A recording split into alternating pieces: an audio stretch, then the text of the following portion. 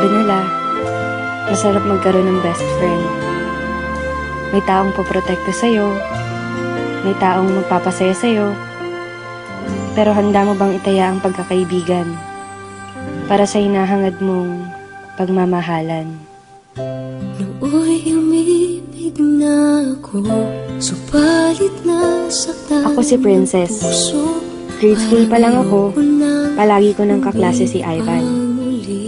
Magkaibigan kasi mga magulang namin, kaya kung nasan ako, nandun rin siya. Mapalungkot man o mapasaya, sa kulitan man o problema. Yan si Ivan, ang taong lagi kong kakampi sa buhay. Ngunit nang ikaw ay makilala, biglang napago ang nadarama. Para sa'yo, ako'y ibig pang muli. Dahil sa'yo, ako'y ibig ng muli. Ang aking puso'y pag-ingatan mo. Dahil sa ito'y muling magmamahal sa'yo, para lang sa'yo. Isang araw,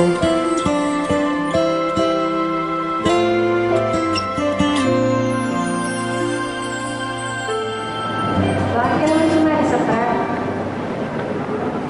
Wala lang, gusto ko lang. Gusto mo lang? Alam mo bang delikado yun? Alam ko naman itong pinapasok ko. Ang dami-dami sumasali sa prank.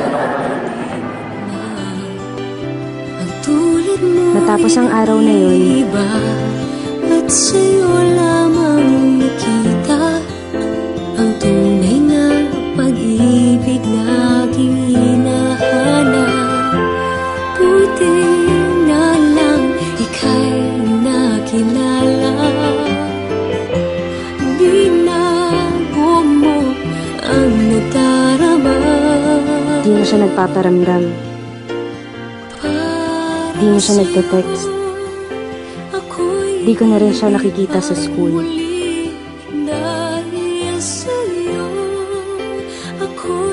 Kamusta na kaya siya?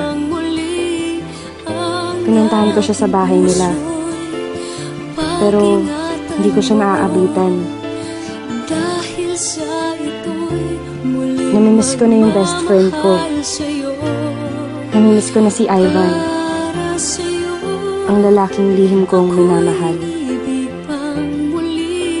Hanggang isang araw, Ano ba talaga nangyayari sa'yo, Ivan? Bakit? Wala. May hindi ka sinasabi sa akin eh. Anong kailangan ko sabihin sa'yo? Ba't di ka na pumapasok? Ba't di ka na nagpaparamdam sa akin? Ba't di ka nagre-reply sa mga text mo, Ivan? Ivan! Ano ba talaga nangyayari sa'yo? Ba't ka ba nakangirap sa buhay ko? Ano ba kita?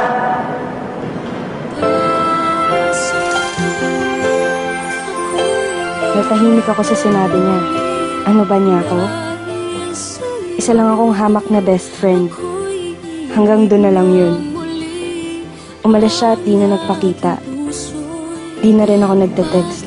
Di na rin ako pumupunta sa kanila. Makalipas ang 2 linggo, may natanggap akong balita. Nasa ospital daw si Ivan. Malubha ang lagay. Para lang sa'yo, ako'y di na muling mag-iisa. Ikaw na nga ang hinihintay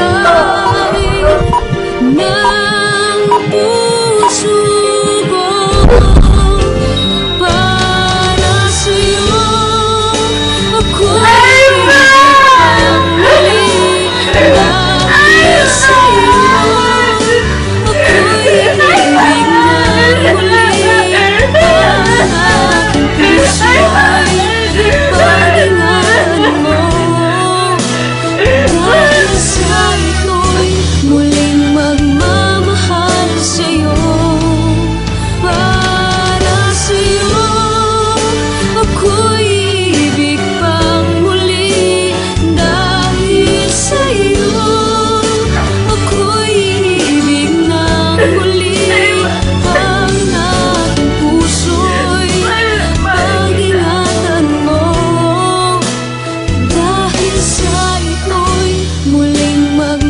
sa akin ang cellphone ni Ivan. Pare, huwag niyong papakilaban ng best friend ko. Ginawa ko naman ang sinabi niyo, di ba? Nalayan ko na siya. Basta huwag niyo nang gagalawin si Princess. Mahal na mahal ko yun.